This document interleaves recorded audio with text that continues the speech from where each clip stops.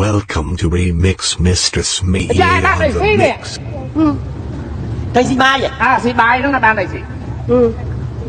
Xì bài bài xì mày? Xì bài vậy? Xì bài về môn đai thì khát ấy. Thầy kia chọc Vua sẽ được thua đai. có Rong coi nè. cho xin có. Thầy xì bài bài.